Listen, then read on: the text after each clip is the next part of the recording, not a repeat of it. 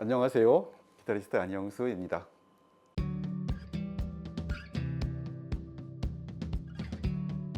저는 이제 나이가 좀 이제 올해 좀 들기 시작해서 실버가 된 나이이고요.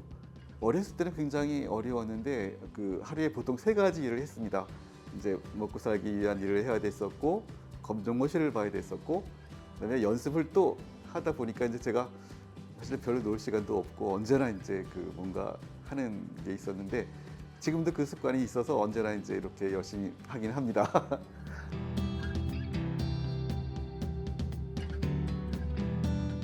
제가 1987년인데요. 10월 달이에요. 왜냐하면 그게 저한테는 굉장히 분기점 같은 이제 시기라서 정확히 기억을 하는데, 베를린 음대의 교수님께서 한국에 연주하러 오셨어요.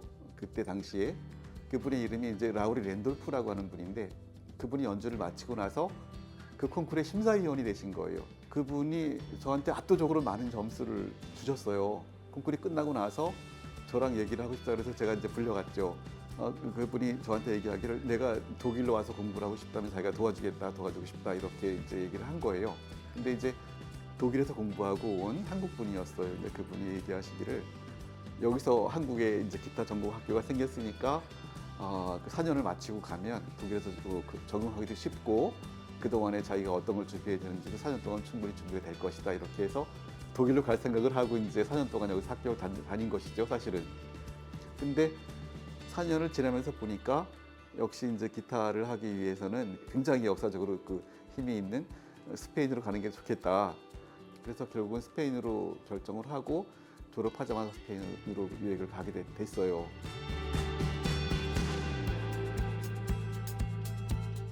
제가 실력은 변변치 않지만 이제 교수님께서 잘 봐주셔서 최고 성적으로 또 졸업하기도 했습니다. 제가 유학하면서 이제 길에서 연주를 했습니다. 근데 그때 그 사람들이 물어봤죠. 너는 왜 이렇게 음반을 팔지 않는가? 이렇게 해서 저는 사실 몰랐거든요. 그걸 팔 수도 있다는 걸 몰랐는데, 녹음을 간단하게 해서 길거리에서만 많이 팔았습니다. 우리나라에 들어오기 전에 서울음반에서 국제에서 팔겠다고 이제 연락이 왔는데, 그렇게 팔리고 또 음반 하나 더 냈습니다. 우리나라에 와서. 그때쯤에 이제 글로벌 메이저 음반사에서 연락이 왔습니다. BMG에서 연락이 왔는데, 저한테 이제 RCA 빅터라는 레이블을 해서 이렇게 음반을 내고 싶다고 이제 제가 음반을 내게 됐습니다. 미국에서 뭐 이렇게 몇 번 독주회를 하고 그다지 많이 노력을 하지 않았는데, 그래도 음반에는 이렇게 여러 가지 곡을 다듬고 녹음하고 이런 노력 때문에 지금까지 여러분들께서 기억해 주신 것 같습니다. 직접적인 계기가 있는데요. 저보다 먼저 실버가 되신 분이 알려주고 도와줘서 이렇게 응모하게 된 것이죠.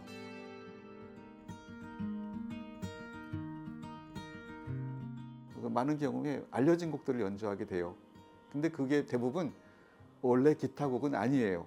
그러니까 뭐 다른 노래이든지 서양 음악이지만 많이 알려진 멜로디라든지 그런 걸로 이제 이번 프로그램 구성하게 됐죠. 제가 실버 마이크 구성하면서 이제 관객들이나 같이 참가하는 실버 마이크 예술가분들한테 그때 조금이라도 더 음악적인 즐거움을 드리고 싶어서 조금씩 이제 프로그램 바꾸기도 하고 좀 신선한 걸 하기도 하고 그렇게 노력을 했습니다.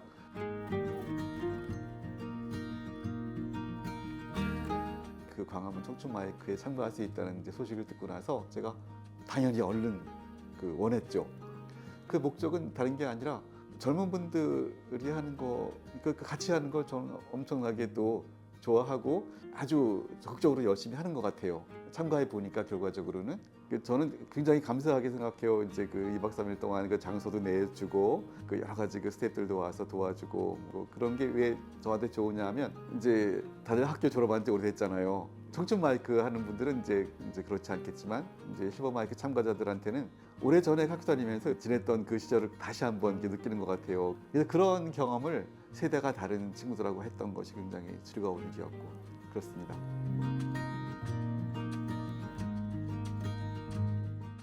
노래도 하시고 하모니카도 잘 부시는 조조은 선배님이 계신데, 그분하고는 이제 같이 또 이렇게 그 두오로 연주하는 것도 이제 해봤죠. 같이 하게 되면서 좋은 점이 뭐냐면 실버 마이크 분들한테 보여줄 거리가 생겼다는 거예요. 그리고 다음엔 다른 걸 또 다시 해서 이분들을 즐겁게 해줘 볼까 이런 것도 생기고, 이제 올해 프로그램 다 끝났지만 또 이제 내년에 혹시 제가 이렇게 하게 되고 그럴 수도 있기 때문에 이제 나름 생각을 해봅니다. 가능하다면 내년에는 다른 분하고 같이 팀을 이뤄서 한번 해보고 싶은 생각도 있고, 그 실버 마이크 이번에 같이 강원권에 그 참가하는 팀 중에서 하모니 스트링 트리오라고 하는 팀이 있어요. 그러니까 바이올린, 비올라, 첼로 이렇게 된 팀이 있는데, 그 선배님들의 그 구성이 이제 제가 원래 그 실버 마이크 참가하기 전에도 그리고 지금도 계속 하고 있는 팀의 구성하고 똑같아요. 만약에 그게 안 된다고 하더라도 이렇게 다른 팀을 교체해서 이렇게 좀 프로그램을 해볼 수 있는지 좀 노력해 볼 생각입니다.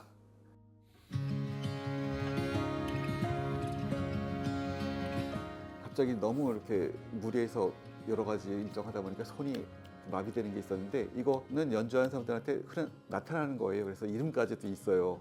근데 이게 문제가 한번 걸리면 회복을 못 한다는 게 대부분의 그 얘기거든요. 2001년에 딱 그렇게 돼서 연주를 못 하게 된 적도 있었고, 사실은 열심히 한 뭐 아니면 의지의 한국인 그게 아니라 좋아하는 것을 계속 하는 것뿐이에요. 그러니까 또 다르게 말하면 딴 사람보다 여기에 더 적합하고 더 좋아했다고 생각할 수 있는 것이죠. 이게 어떤 하나의 물건이 아니라 그냥 이제 같이 있는 걸로 이제 기성사실화 됐고, 그 제가 인정하고 안 하고도 안 되고 그냥 붙어 있는 그 말하자면 생물처럼 생각하는 거죠, 저는. 네. 어렸을 때는 이제 바이올린을 좋아하거나 피아노를 좋아하거나 그쪽으로도 공부하고 싶은 생각이 많이 있었어요. 근데 결국은 이제 기타가 가장 접하기 쉽고 손쉽고 해서 이제 하게 된 것인데, 한 가지는 계속해서 이렇게 상통하고 있죠. 뭐냐면은 그 어렸을 때 좋아하던 그것이 변화적으로 계속 이어지고 있고, 결국은 기타가 아니었으면 어떻게 됐을까. 저는 정말 잘못되거나 이렇게 절망할 수 있는 상황이 어렸을 때는 계속 있었거든요. 그런데 이렇게 좋아하는 거 기타를 하면서 저는 목적도 생기고, 다행히 그게 저한테 아주 좋고, 심지어는 이걸 하면서 다른 사람들의 인정도 받고 그 사람들이 저 때문에 즐거워하고, 저는 그냥 이걸 계속 하는 게 저한테는 가장 좋은 일 같아요.